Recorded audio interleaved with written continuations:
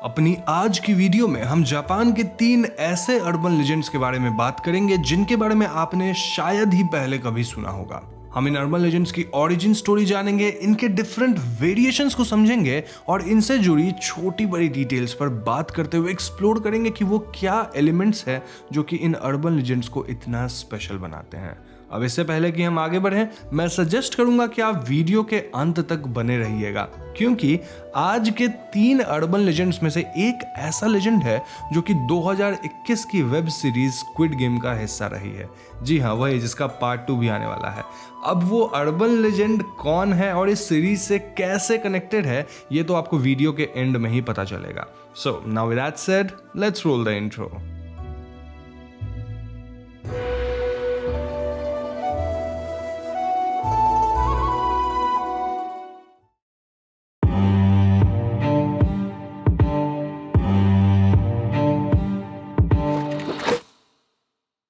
तो सबसे पहले हम नूरे ओना के बारे में बात करते हैं, जो कि नूरे और ओना वर्ड को कंबाइन करके बना है, जहां नूरे का मतलब होता है भीगी हुई और ओना का अर्थ है औरत, यानी कि पूरा मतलब देखा जाए तो भीगी हुई औरत।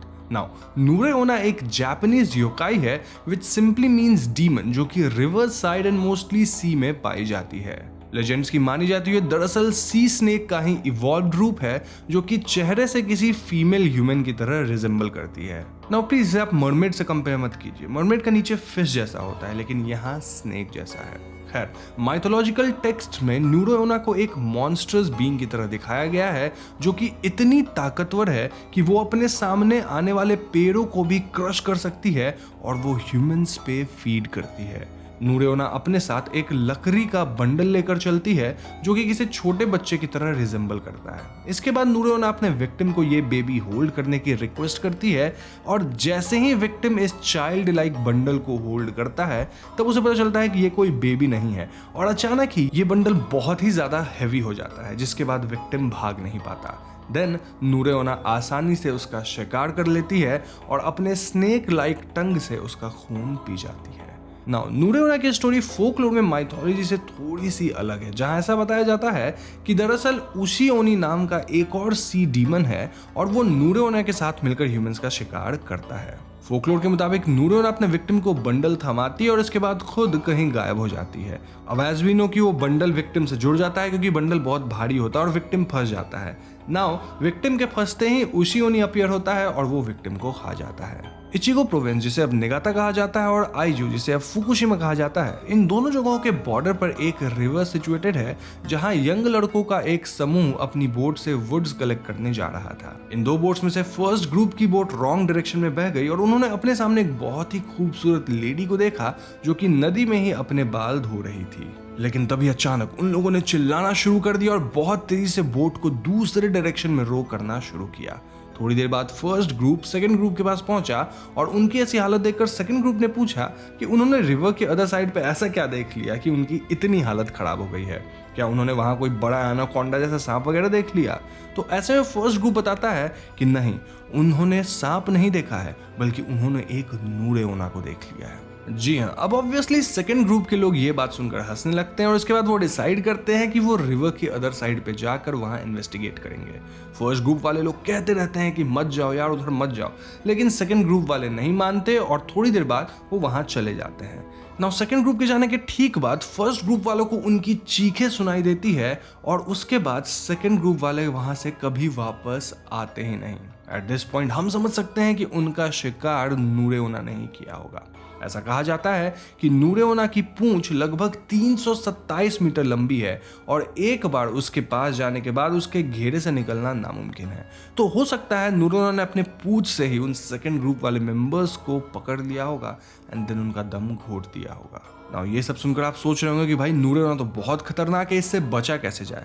लेकिन इससे बचने का एक बहुत ही सिंपल सा तरीका बताया गया है। ऐसा कहा जाता है कि जब भी कोई लेडी आपको अपना बेबी कैरी करने के लिए दे, तो आप पहले ग्लव पहन ले। इस तरह से बेबी आपसे डायरेक्ट कांटेक्ट में नहीं आएगा, जिसके बाद अगर उशिओनी अटैक करने आता भी है तो आप उस बंडल को अपने ग्लव के समेत फेंक सकते हैं, क्योंकि वो आपके बॉडी से अटैच होकर आपको फंसाया नहीं रहेगा। अब ये लोग काफी स्लो होते हैं तो आप तेजी से भाग सकते हैं, अपनी जान बचा सकते हैं। अगर आपको याद हो तो फर्स्ट ग्रुप भी रो करके वहां से भाग पाई थी। तो है ना काफी आसान तरीका। वैसे ये अर्बन लेजेंड्स ही हैं और इन कहानियों में सच्चाई ना के बराबर होती है। ऐसी ही एक दिलचस्प कहानी है बरगद का पेड़, जिसे आप कुकू एफएम पे सुन सकते हैं। और ये कहानी 2 लड़कों की है जो कि इस मायावी पेड़ के जाल में फंस जाते हैं। तो क्या वो इस पेड़ से बच पाएंगे और क्या वो अपने पूरे गांव को इस मायावी पेड़ से बचा पाएंगे?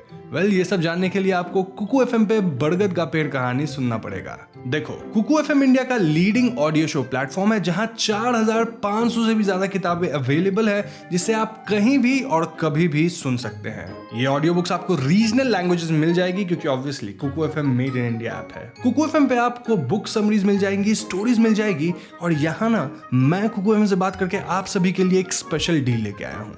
देखो, आपको क्या करना है, आपको बस मेरा कोड HAUNTT50 यानी कि HAUNT50 यूज करना है, जिससे आपको ईयरली सब्सक्रिप्शन जो कि 399 का होता है वो सिर्फ 199 में मिल जाएगा। देखा जाए तो 50% ऑफ। लेकिन ये ऑफर सिर्फ और सिर्फ पहले 250 यूजर्स के लिए ही एप्लीकेबल है। तो लिंक डिस्क्रिप्शन और कॉमेंट में पिन्ड है, जाओ जल्दी से पहला लिंक जो दिखे डिस्क्रिप्शन या पिन कॉमेंट में, उस पर क्लिक करो, कुकू एफएम को डाउनलोड करो, वहां मेरा कोड HAUNTT50 यानी कि HAUNT50 यूज करना और 399 का ईयरली सब्सक्रिप्शन सिर्फ 199 में पाओ।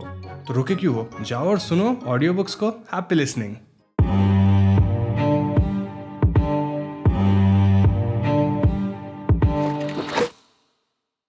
हरियो-नागो एक ऐसी योकाई और डीमन है जो कि रात के समय शिकोकू के आसपास के रोड्स पर अपीयर होती है। अंधेरे में हरियो-नागो किसी नॉर्मल औरत की तरह अपीयर होती है, लेकिन अगर आप ध्यान दें तो आप क्लियरली देख पाएंगे कि हरियो-नागो के बाल के लटों से ढेर सारे शार्क हुक्स लटक रहे होते हैं।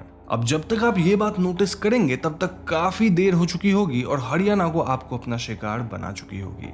हरियो-नागो सड़कों पर रात के समय घूमती है ताकि वो अपने विक्टिम्स को ढूंढ सके, और उसके विक्टिम्स जनरली यंग और सिंगल मेन ही होते हैं क्योंकि उनको अट्रैक्ट करना ज्यादा इजी होता है। एक बार अपना सूटेबल विक्टिम मिल जाने के बाद हरियो-नागो अपने विक्टिम की तरफ शर्माते हुए एक स्माइल पास करती है, और जैसे ही विक्टिम भी बदले में स्माइल पास करता है, हरियो-नागो पलक झपकते ही अपने बालों से उस पर अटैक कर देती है, जो कि उसके स्किन को चीरते हुए आर पार हो जाते हैं। अब हरियो-नागो पहले तो अपने विक्टिम के अनगिनत टुकड़े करती है, जिसके बाद वो उन्हें खा जाती है। ऐसा कहा जाता है कि even the strongest man on earth उसके बालों की ग्रिप से नहीं बच सकता। Now this makes us wonder कि हरियो-नागो से बचने का कोई तो तरीका होगा। ऐसा कहा जाता है कि हरियो-नागो से एक ही सिचुएशन में बचा जा सकता है, अगर आप बहुत तेज दौड़ सकते हैं। जी हाँ, अगर आप भाग कर अपने आप को किसी स्ट्रॉन्ग डोर वाले घर या बिल्डिंग में बंद कर लेते हैं तो हरियो-नागो दरवाजा पे ही अटैक करती रह जाएगी और सुबह होते ही वो अपने आप गायब हो जाएगी। एक और तरीका ये है कि आप हरियो-नागो को कंप्लीटली इग्नोर करके चलते रहें, तो उस केस में वो आप पे अटैक नहीं करेगी। देखा जाए तो इन दोनों अर्बन लेजेंड की एक ही कमजोरी कि वो बहुत तेजी से भाग नहीं सकते। तो अगर आप तेजी से तैर सकते हैं, रो कर सकते हैं या भाग सकते हैं तो आप अर्बन लेजेंड से सेफ हैं। नाउ हरियो-नागो के लेजेंड से जुड़ी एक स्ट्रेंज बात यह है कि दरअसल ये legend young boys and single main के लिए ही बनाई गई थी। जी हाँ, दरअसल ये लेजेंड बस एक कहानी है जिसे जापानीज वुमेन ने फैलाया था ताकि young boys and single main किसी स्ट्रेंज लड़की को रोड पे पिक न करे। I know it's quite strange, but trust me when I से कि हमारा तीसरा और आखिरी अर्बन लेजेंड इससे भी ज्यादा स्ट्रेंज है।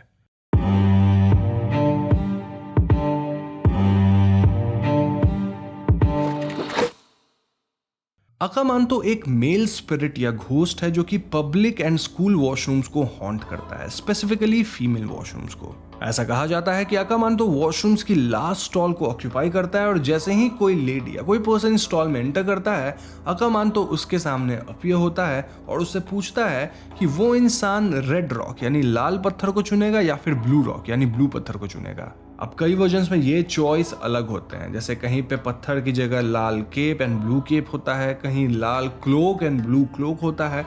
हाँ, लेकिन कलर हमेशा सेम ही रहेगा। खैर, अगर वो आदमी या औरत लाल कलर को चूज करती है करता है तो अकामांतो उसकी स्पाइन को बॉडी से खींचकर बाहर निकाल लेता है और उस पर्सन को अपने ही खून में डूबकर मरने के लिए छोड़ देता है। वहीं दूसरी तरफ अगर वो इंसान ब्लू कलर चूज करता या करती है तो अकामांतो उसकी बॉडी को किसी कपड़े की तरह निचोड़ देता है, इंश्योरिंग कि उस इंसान के अंदर खून का एक भी कतरा ना बचा हो।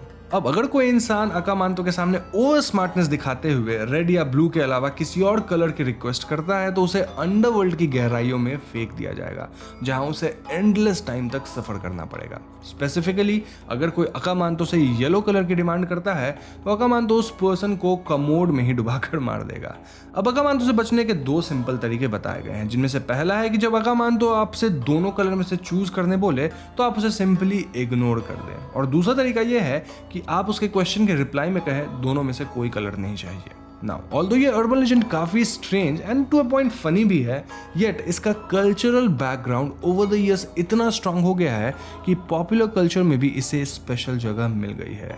अब चाहे आप 2000 में आई एनिमे सीरीज घोस्ट स्टोरीज की बात करें या 2003 में आई video game Castlevania area of sorrow की बात करें, हर जगह अकामांतो को इंक्लूड किया गया है। Well you will be surprised कि अकामांतो को 2021 की वेब सीरीज स्क्विड गेम का भी इंपॉर्टेंट हिस्सा बनाया गया था। जी हाँ, आपको वो सीन तो याद ही होगा जहां एक आदमी हर प्लेयर को गेम ज्वाइन करने के लिए एक कोरियन चिल्ड्रंस गेम खेलने के लिए कहता है, जिसमें लाल पेपर को ब्लू पेपर पे मारना या वाइस वर्सा होता है। यहाँ अगर आप ध्यान देंगे तो प्लेयर्स के पास भी चॉइस रेड या ब्लू में से ही होता है, and just like the legend of Akamanto कोई फर्क नहीं पड़ता कि प्लेयर कौन सा कलर चूज करे, दोनों ही सिचुएशन में डेथ उनका वेट कर रही है। यहाँ देखा जाए तो प्लेयर बच कैसे सकते हैं, वेल उस इंसान को इग्नोर करके।